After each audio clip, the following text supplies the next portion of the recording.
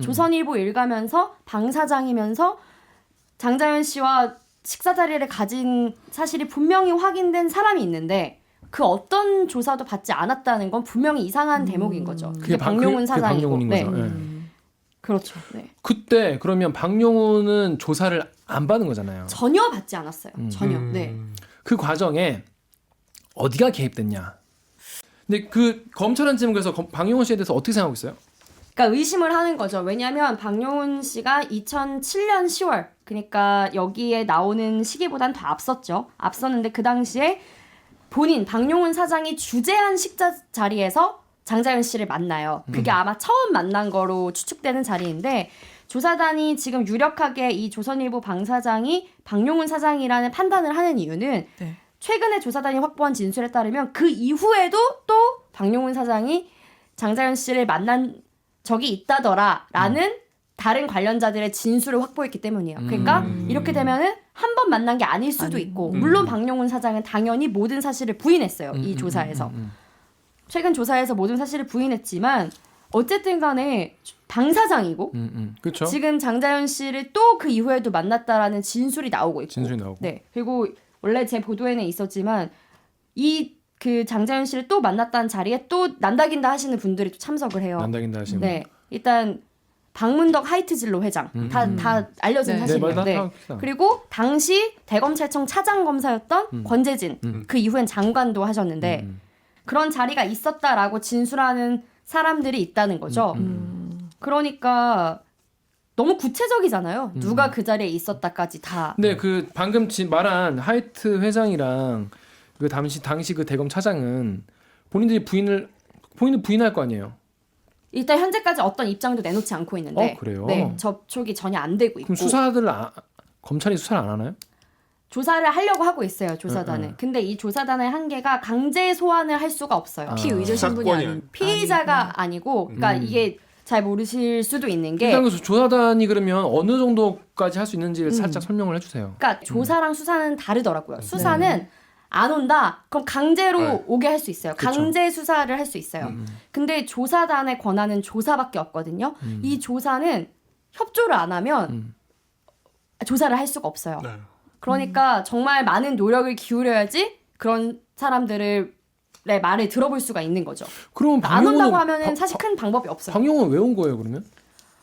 근데 사실 너무 오랜 시간 동안 본인이 언급됐기 때문에 한번 오지 않을 수 없다. 피할 수 없는 일로 받아들였던 게 아닐까요? 네. 그러니까 털고 가지 다른 왜냐면 않을까? 구석들이 또 있었겠지. 다른 구석들이 또 있었겠지. 네, 뭐 안 오면 안 온 것만으로도 그 뭐가 이미, 분명히 찔리는 게 있으니까 안 오네 뭐 이렇게 생각할 수도 있잖아요.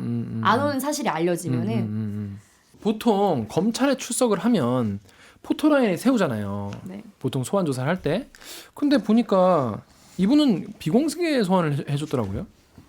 그렇죠. 이거 왜냐면은 강제로 부른 것도 아니고 만약에 뭐 공개 소환을 해서 기자들이 막 갔다. 포토라인. 예. 그러면은 안 해도 그럼 되는 나 거예요, 사실. 안 가겠다. 네. 기자들 부르는 거면은 저게 수사권이 공개 소환- 아니라 조사권이잖아요. 네. 예를 들면 검찰에는 말하는 것처럼 소위 말해서 이 사람이 중요한 사람이 올 거다라고 하면 포토라인 미리 만들어 놓잖아요. 그렇죠. 세모 이렇게. 그 봤는데 오다가 기자 많아 차 돌려 이게 안 되는 거죠. 그건 무조건 가서 가야 조사를 되는- 받아야 되는 거니까. 근데 뭐 조선일보 이분들 같은 경우에는 정말 기자가 앞에 서 있으면 나 그냥 니네 뭐 어디다 정보 흘리는 거냐 이런 말을 하면서라도 자기가 안 와도 어떻게 할 수 있는 방법이 없는 거예요, 사실상. 그러면 다음 댓글은 이준영 기자 한번 읽어봐 줄래요? 기사 제목 문제 있다는 댓글 네이버에 2개.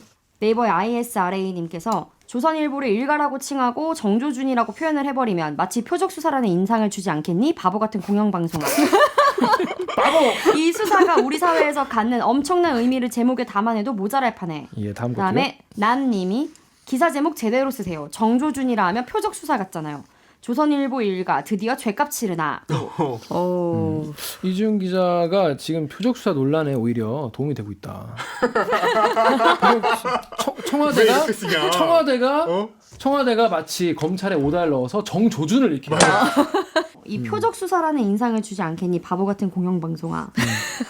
여기 꽂혔어 지금. 바보. 네.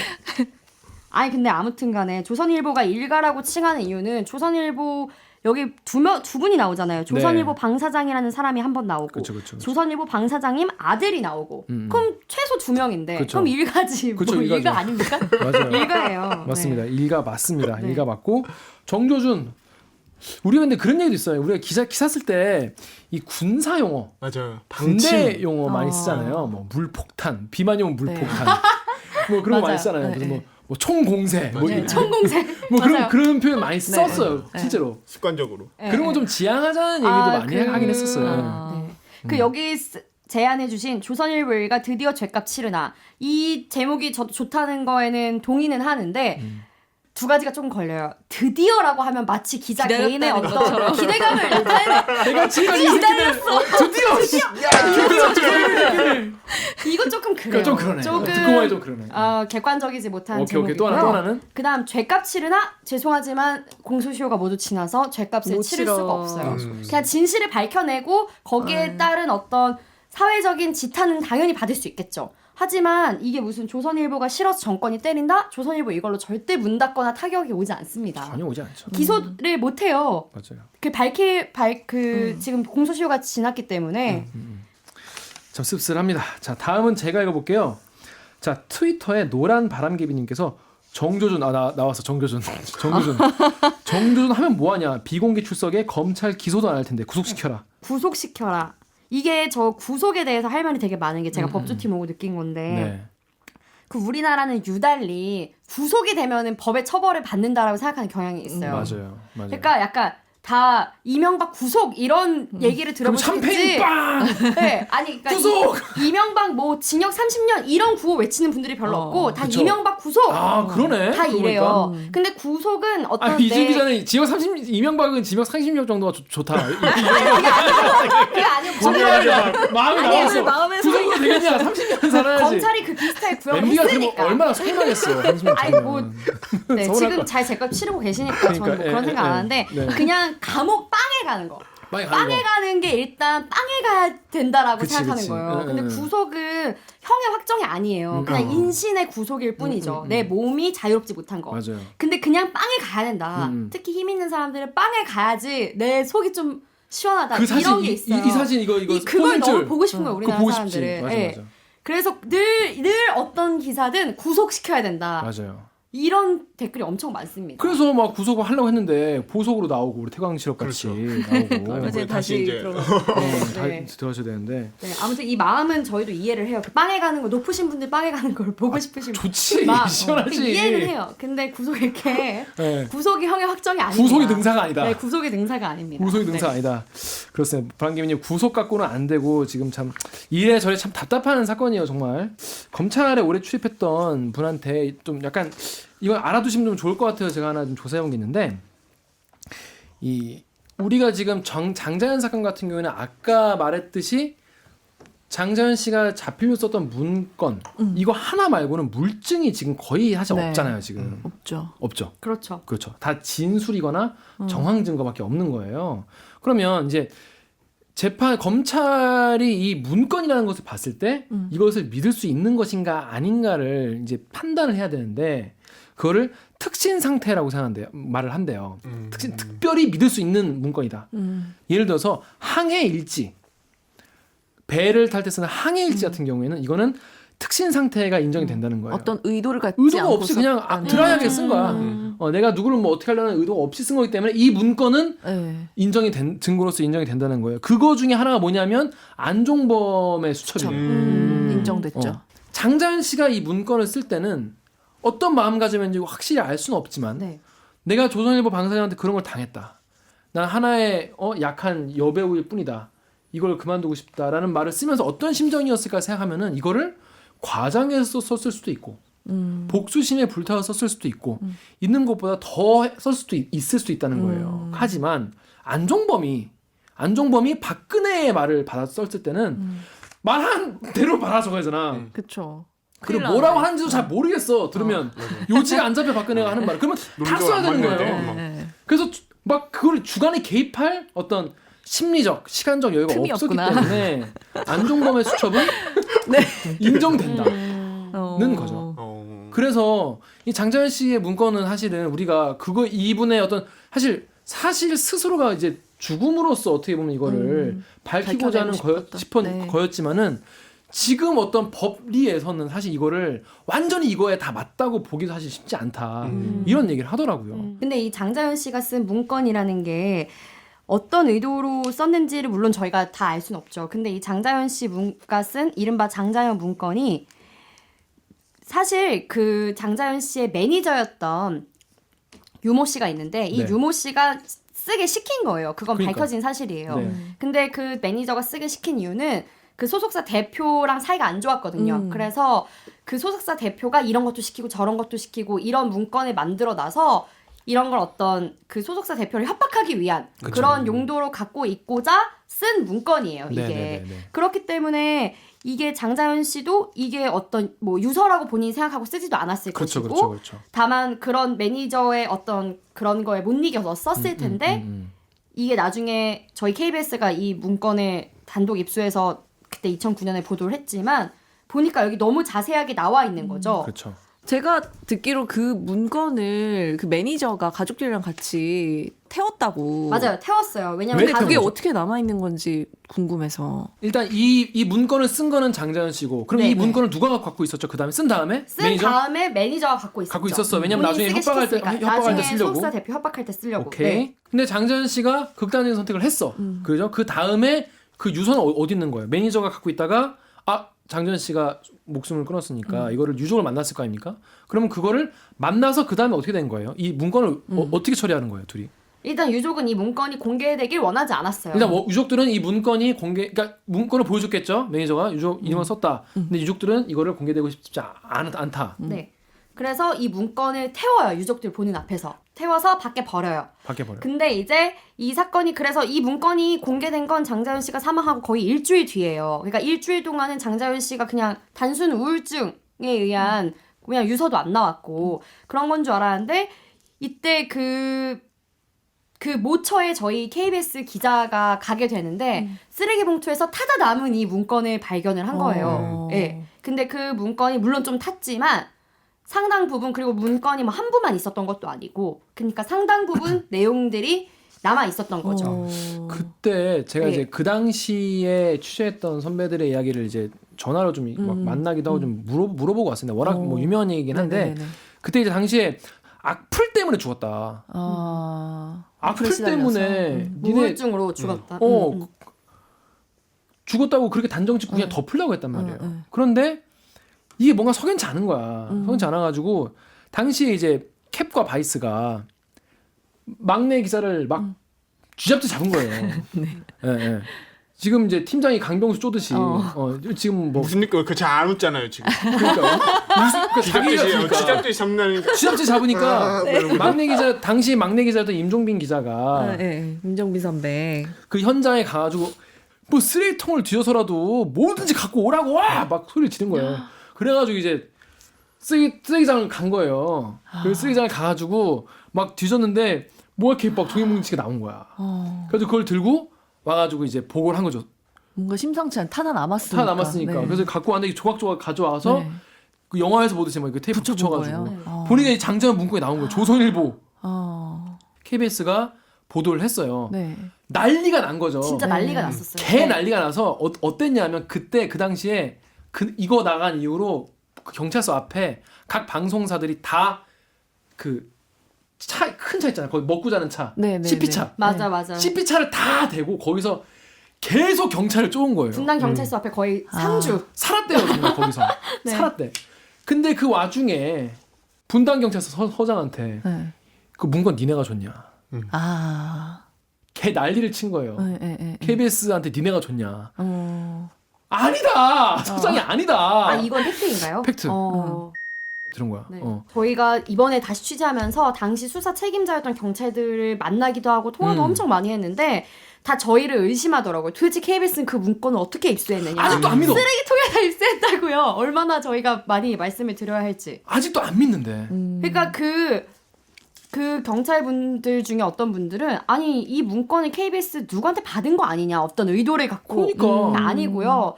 원래 근데 사실 큰 특종이 그런 쓰레기장에서 나오는 경우가 좀 있어요. 있죠. 네. 그래서 그렇게 된 겁니다. 특히 뭐 사실은 특검 때 특검하면 쓰레기통에서 그렇게 단독이 많이 나온다고 하더라고요. 맞아요. 장자연 사건의 쓰레기통에서 뭐가 시작된 후로 사실 조금만 큰 사건이 기자들이 다 가면 쓰레기통 다 뒤지고 그냥 쓰레기통 수습 뒤져요. 말진급은 다 쓰레기통 지하 뒤지고 1층에서 그냥 만나는 거예요. 만나 7시에 와서 소환대 자, 우리 한번 체크하고 풀어보자. 이렇게 슬슬 내려가요. 저기 가면은 뭐 SBS 말진 있고 저기 가면은 조선일보 말진 있고 막 누구는 벌써 이제 같이 이렇게 뒤지고 있어. 이렇게 뒤지고 있으면은 여기 영역은 내 영역이 아닌 거야. 여기 그것도 나름 상도이가 있는 거야. 먹이를 찾아 여기는 쓰레기장을 떠달라 여기는 이런 아니야. 하이에나를 본 일이 있는다. 그렇게 발로 뛰어야지 사실 얻을 수 있는 이거는 누구 입을 통해서 만약에 했으면 두고 또 분명히 어떤 곳에서 문제를 삼을 수 있는 건데 뭐 진짜 열심히 내가 발로 뛰어서 얻어가지고 알린 건데 뭐 이거 갖다 어떻게 하겠어. 그 다음 댓글을 보면 또 우리 조선일보 얘기가 나와요. 자, 오규정 기자. 네이버에 네이버. GWAN님 조선일보 방가야 어디 숨어있냐 뭐가 무섭고 두려워서 쉬쉬하고 보도를 안 하냐고 장자연 사건 대서특필 단독 보도하고 대박 한번 치자 하셨습니다. 진짜. 그러니까 사실은 이 문제를 어느 언론사보다 잘 취재하고 보도할 수 있는 사실 조선일보 아니겠습니까? 근데 그게 가능하겠어요? 그러니까 능력만 보면 자신의 능력이 있는데 발휘를 안 하고 그럼 있는 사장님이 거죠. 이제 동생한테 전화해가지고 야 우리 요즘 아이템 없는데 야 시원하게 한번 까고 가자. 시원하게 하자. 단독 인터뷰 1면에 단독 박아줄게. 인터뷰 하자. 야 감독 인터뷰 박용훈 코리아나 호텔 사장 인터뷰. 하자. 인간적으로 하면 그럴 수 있을 것 같은데 하여튼 능력이 있는데 안 하시는 것 같아요. 조선일보는 그죠? 그렇죠. 자, 다음 댓글. HHA님이 조선일보 홈피 가서 방용훈 장자연 검색하면 기사가 진짜 단 하나도 없다. 조선일보 기자들은 언론인의 자격이 있는 건지 사실이 아니면 아닌 증거를 찾아 보도하면 되는데 그것조차 안 한다. 진짜 쓰레기 언론이다. 라고 하셨는데 그래서 저도 한번 검색을 해봤어요. 진짜 없어. 뭐 있어요 그럼? 그러니까 제일 최근 사회부 기사는 그거예요. 그러니까 그 조사위원회, 그 과거사위원회에서 5개 중에 하나가 장자연이다. 그거. 그러니까 선정한 정말. 사건 중에 하나에 장자연 사건도 있다. 그거. 이거, 안 쓸 이거. 수 없는 기사 그냥 딱 하나 쓴 거네. 그건 진짜. 뭐 그걸 안 쓸 수가 없는 아니, 근데 기사니까. 그렇게 훌륭한 기자들을 두고 그래서 이게 방금 이제 오규정 기자도 말했지만은 이 조선일보 기자들 같은 경우에는 사실 지금 검찰 조사단에서 이걸 하고 있는 게 사실은 핫한 거긴 하잖아요. 사실은 지금 기사들이 계속 나오고 그쵸. 그리고 따라 붙잖아 지금.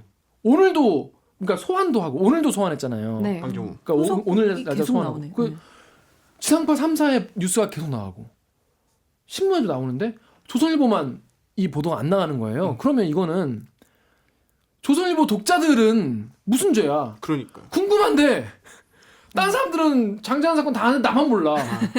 그래서 좀 되게 독자들에 대한 네. 좀 기만 아닌가요? 이거는 약간 그러니까 조선일보에 대한 명예훼손 이런 걸 떠나서 누군가한테 분명히 조선일보가 세상을 보는 창인 거잖아요. 그러니까 난 도저히 네. 독자를 생각하면 그렇다는 얘기야. 네, 그런 부분은 진짜 선배 말대로. 근데 뭔가 사주가 있는 언론사에서 사주에 관련된 그런 이야기를 실는 게 사실 쉬운 일이 아니죠. 불가능하죠, 사실. 그러면 그렇게 하면 안 돼요. 물론 KBS 너희는 잘해? 저희도 잘 못했습니다. 저희는 잘 못했고 잘 못하지만 나쁜 거 얘기해야죠. 저희도 그러면 안 되겠고요. 자, 다음 댓글은 우리 오규정 기자가 네이버 TKTL님 이무재는 결국 이렇게 가버리네. 그렇습니다. 트위터에 SM킴님이 언론에는 절대 안 나오는 명장면. 박주민 장자연 수사 삼성이 조작했나요? 이 사건에 장자연의 핸드폰 통화 기록에 삼성전자 이무재 고문 이름까지 나왔군. 관련자가 어디까지길래 이래 덮으려고 하나. 그렇습니다. 그러니까 이게 장자연 씨의 어떤 사망으로 인해서 그동안 이제 어떤 성접대라든지 이런 문제가 있었던 것이 사실은 언론계는 당연히 조선일보, 금융계, 연예계 그리고 삼성이라는 것이죠. 조사단이 보고 있는 그 장자연 씨가 접대를 했다고 추측되는 조사단이 판단하고 있는 접대가 크게 4가지 갈래라는 거죠. 네. 그렇죠? 삼성 얘기합시다. 삼성.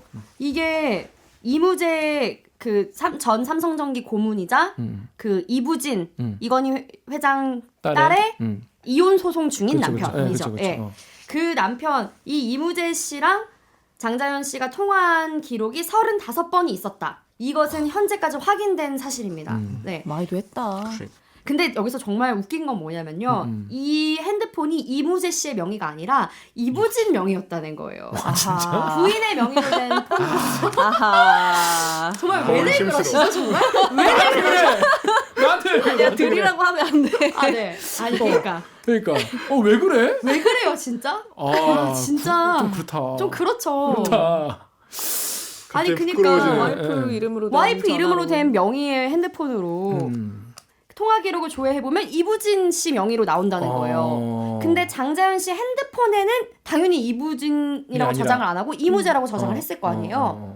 그러니까 그게 이무재구나를 알았던 거죠.